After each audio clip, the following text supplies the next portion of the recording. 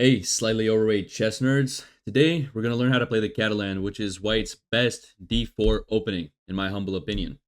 This will be an introductory video where we're going to cover the pawn structure, White's main ideas, some strengths and weaknesses of the Catalan, and a little bit of theory.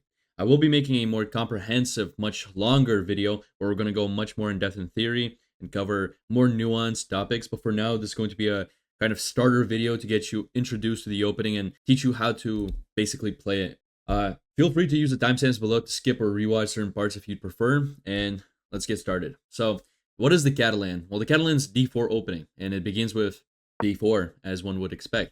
And now, no matter what black plays, usually it'll be d5 or knight f6.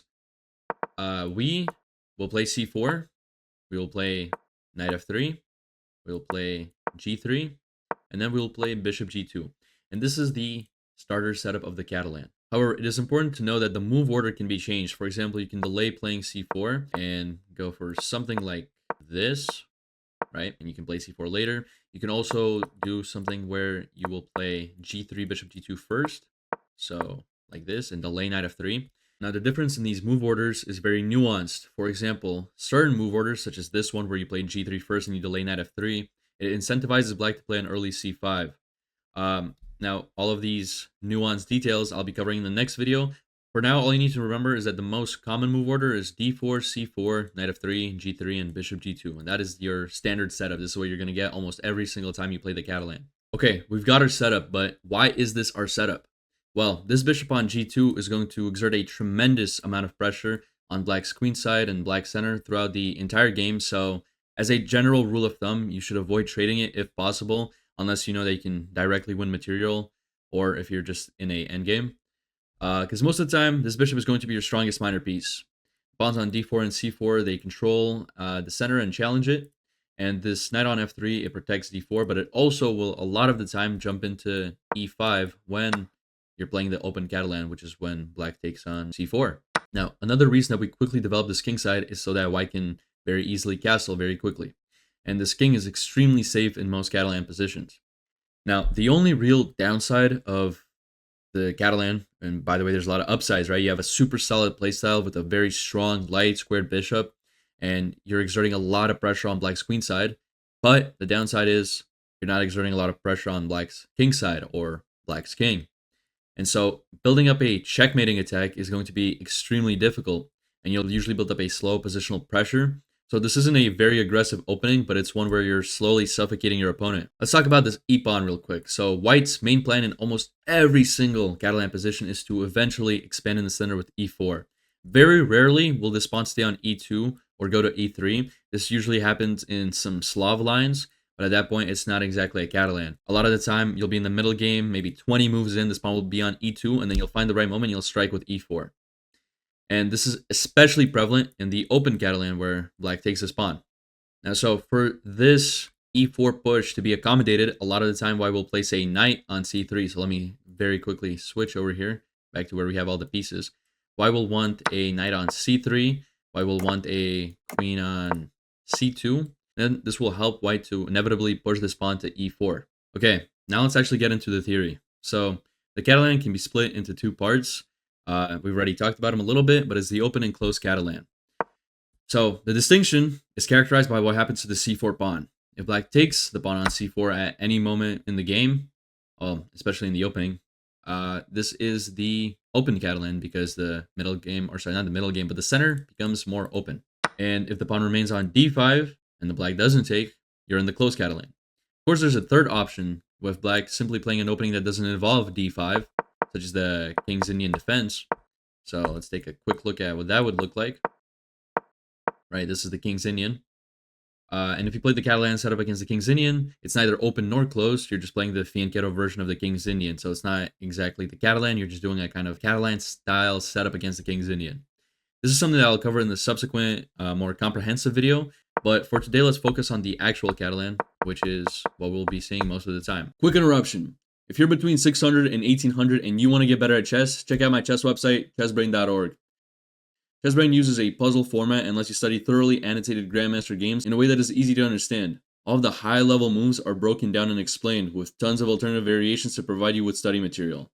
This way you can compare your solution with some of the best players in the world. New studies are constantly being added to the website with frequent updates with new features and themes, and the best part is you can use it for free. Sign up at chessbrain.org and start getting better today. So let's start with the open Catalan as it's more straightforward. Okay, there's an important note here to make. If black takes a c4 pawn before black has castled, you should play queen a4 and immediately recapture this pawn. Now black can play multiple things here after queen a4. Black can play bishop d7, black can play c6, or black can play knight bd7. Now note here that playing something like knight c6 is inherently a bad move because black does not want to obstruct the c pawn. As I mentioned earlier, I don't actually remember if I mentioned this, but the c pawn is black's biggest kind of breakthrough pawn in any d4 system because this pawn can go to c5, it can go to c6, and it challenges the center. It's a very important pawn. So by placing the knight on c6, it's actually a very bad move because it forces black to eventually move this knight somewhere else in order to open up the c pawn. Now, similarly, if black were to castle first, you castle, and then this pawn is taken, there's no point in playing queen a4 now, right? There's no check, so it doesn't come with tempo. You can play queen c2, so this is a slightly better move. We're going to cover this line a little bit later, but let's first see what happens after black takes this pawn before castling. So we give this check, c6, probably least common move here. Take on c4, you're going to get hit with b5, and you can drop your queen back to b3. You could also drop it to c2. It's a very minor difference, doesn't matter too much, and you're just going to keep playing here. You're going to play knight c3, you're going to play bishop f4, bishop g5 at some point, you're going to castle. The reason, by the way, that I usually play c2, queen c2, is because it also keeps an eye on this e4 pawn, and it also allows for potential development of b3, bishop b2, if I ever wanted to do that. Now, most of the time in these positions, you're going to go bishop f4 or bishop g5, so there's no real reason to actually go to c2 other than personal preference. If your opponent plays bishop d7, you're going to take the c4 pawn, and the whole point of playing d7, bishop d7 for black, is that he's going to reroute this bishop to c6 and kind of nullify the strength of your light square bishop. If you recall, about a minute ago, I just said that black should never put a piece in front of the c pawn, but now I'm kind of contradicting myself. And the reason for this is that this is essentially a trade-off. Yes, this pawn is obstructed, and it would be better if black could somehow still be able to move it to c5, but black basically is able to nullify white's very, very strong bishop, and so it's a kind of compensation for not being able to move the c pawn. Castles, knight c3, knight d7, rook d1. Black's going to force this queen away from this comfortable c4 square. If black was to play something like knight d5, it's important here that you don't play e4 Grunfeld style, because what ends up happening is that you will lose this pawn. It's instead imperative that you play something like knight e5, because after knight e5, now all of a sudden this bishop is no longer locked behind the chains of its knight. Remember, before this, if you played knight e5, let's say here, well, not only do you lose your queen, but also this bishop trade is very easy to do, right? Now, with knight e5, black doesn't immediately trade your bishop, and you're in a comfortable position. So if black were to take your c3 knight here, you can take this bishop, and you get this sort of line. Now, black's going to play rook b8, and black has full control over the b file, which is to black's advantage, naturally. However, I think that white is better here, and I really, really like this position. So there's two reasons for this. Not only are you in full control of the center, you have this strong d4 pawn, your rook on d1 is very powerful, your queen on e2 is very good. Also, your bishop on c6 is pretty decent as well. But on top of that, you have the bishop pair, which black does not have. So this is going to be a long-term nice advantage, and the way you can kind of counter this annoying rook is just to play b3 and then bishop b2, and you're in a great position. The engine doesn't read this as anything more than like a small advantage for white, but for a human, it's going to be a lot easier to play this position as white. Okay, now back to this check here. We just covered c6 and bishop d7. What about knight bd7? Against knight bd7, you can just take this pawn. Black will play a6 here in order to play b5 and then bishop b7. So you're just going to move your queen right away to avoid getting hit by b5 with tempo. c5, like I said earlier, black will use this opportunity to challenge your pawns, the center, and then you will take this pawn, castle, and now you just develop normally. So you're going to play bishop f4, bishop g5, maybe even b3 and bishop b2 if you really want to. Play knight c3, knight d2, rook d1, rook e1 if you wanted to. And although rook d1 is definitely the better move here. And at some point, you could even push e4. So just normal development. Now, this covers the open Catalan before black castles in the sort of Queen's Gambit declined main line sort of variation. But what happens if black decides to play the Slav defense, right? Which is where black plays c6 first. And then black decides to take this pawn. Black hasn't castled yet, but can't play queen a4 since it's not a check. And you're just going to get hit with b5. At this point, you're going to develop with bishop d2. And if black decides to reinforce his pawn with b5, you're going to play knight e5. Knight e5 is a great move for multiple reasons. Not only does it take more control of the center and inadvertently attack f7, which is something that we're going to cover a little bit later, it obviously attacks c6 with this bishop. So if your opponent was to play something like e6, you could take this pawn and you've recovered your pawn, you're good, right? You're winning. Of course, your opponent is probably going to play something like bishop b7. And at this point, you can play knight c3. And the whole point of knight c3 is that you're going to threaten to take b5. So again, e6, knight takes b5. If black was to recapture, he will lose his bishop. So instead, you're going to get a6, and that is so that black can recapture with this a pawn, and now you're just down a piece. After a6, you're going to play b3, takes, and here is the beauty of having this knight attack f7, is that we can take this pawn with the queen. The reason for that is we're not worried about losing this d4 pawn, because now, well, first of all, there's this big check, and black is completely losing here. So yeah, black has to play e6, and now you can choose what to do. You can play bishop e3, you can play e3. The best move is actually to castle and give this pawn up anyway, and then just use kind of the extra time you've been given to develop a lot quicker. Here you can see if black chooses to just castle, he'll actually lose a piece in this sort of position because rook d1, queen c5, and now knight d3 hits both pieces. But if black doesn't castle, he'll have to drop back to like e7.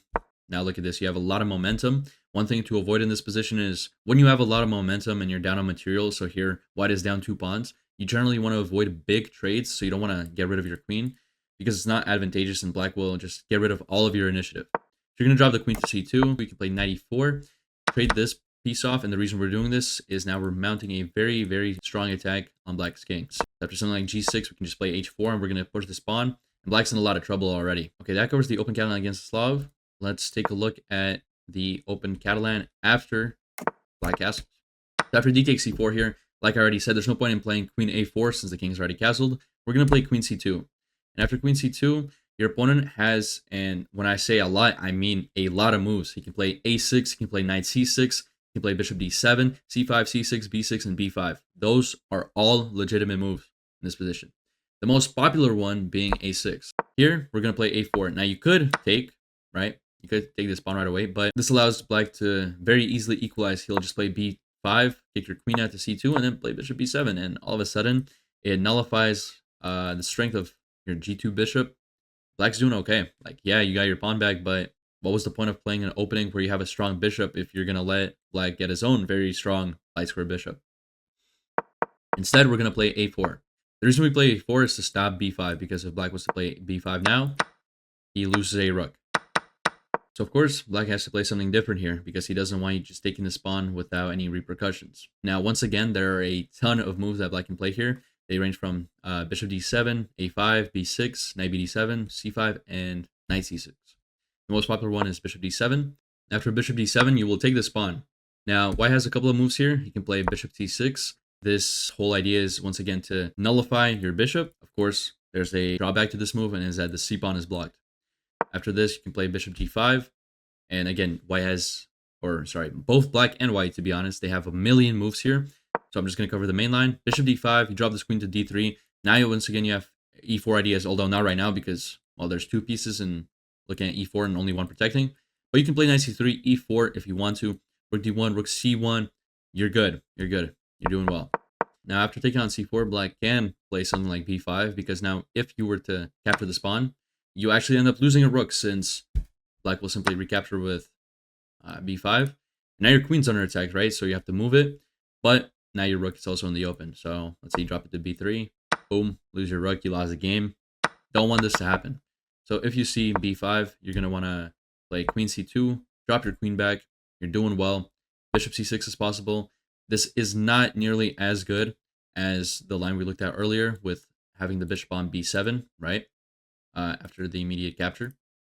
The reason for this is This bishop isn't nearly as strong as it would be on b7 since it's binded to the knight. If this knight was to ever move, black would lose the bishop, and so this isn't nearly as good. This is a worse position. You can just play bishop f4 and you'll be completely fine. On top of that, black can play knight c6, and you can just develop normally to d2 and continue developing. Now you have to understand that probably this pawn's going to get taken. You can take it with a rook. Something like knight d5 is possible. You can play, honestly, you can bring this rook back to a1 if you wanted to, but you can play rook d1, knight c3, be completely fine. And all you have to do is really build on the ideas that we discussed earlier with small positional play. At some point, you might want to push this pawn to e4. You might want to bring this knight out to e5. You might be able to even start a kingside attack with h4, h5, h6 if the opportunities arise. But there are so many different variations here that it's impossible to give you a concrete plan for every single line. So instead, I'm just showing you the basic kind of ideas and mainline sort of thematics. Okay, this covers the open Catalan, and it's on its most basic level. Let's cover the closed Catalan. Closed Catalan is where black will not trade the c4 pawn, and he will keep it in the center. He'll keep the center closed.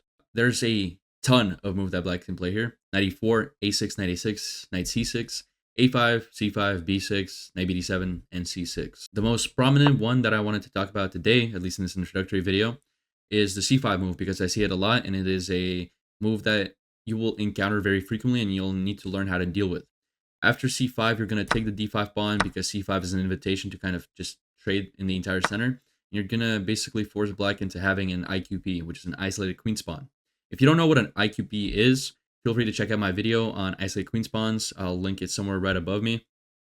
It's very vital knowledge to have, especially at higher level chess. E takes d5. By the way, knight takes d5 is possible here, but then you can just kick the knight out with e4, and this isn't very pleasant. I think most people, especially at the higher level or even intermediate levels, will take it with the e pawn. Now you take the c pawn, and white has an isolated queen spawn. It's isolated because there's no pawns around it, and it's a queen spawn because, well, it's on the file where the queens are. Here you're going to play a3, and the whole point of this is you want to basically control the square ahead of this pawn at all times. You do not want to let this pawn push forward. And also, when you're playing against the IQP, you want to trade as many pieces as possible, obviously in favorable positions, but in general, trades are favorable for the person playing against the IQP. So you're going to want to play b4, bishop b2 here, and b4 will come with tempo, so that's why a3 is such a good move. So yeah, b4, bishop b2. You can play at some point knight d2 maybe, knight b3, knight c3. You have knight d4 ideas, e3, right? Queen c2, rook d1. So essentially, you're going to aim to control this d4 square so that black can never push this pawn. Then you're going to slowly trade off as many pieces as possible, and you're going to be in a favorable endgame. Now, we've covered one of the lines of the closed Catalan for white, but what about the Slav defense, right? What if black chooses to play the Slav defense and decides to not take the c4 pawn, right? What if we play something like g3 here? By the way, in this position, knight c3 is the most popular move. This is generally how you play against the Slav in most cases, but if you want to play in the style of the Catalan, you can play g3, that's completely fine. And here, black chooses to either play e6 or bishop f5. Bishop f5 is the more popular move because it brings the bishop outside of the pawn chain and will allow black to play e6 next while keeping this bishop active.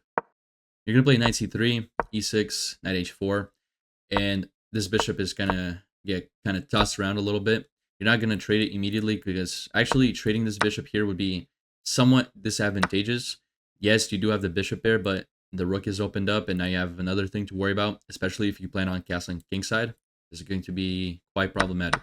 So for now, you're going to let this bishop be, and you're going to play queen b3. Queen b3 is a very popular theme in the Slav defense. The reason is that if this bishop moves away from its starting position, the b7 pawn becomes vulnerable.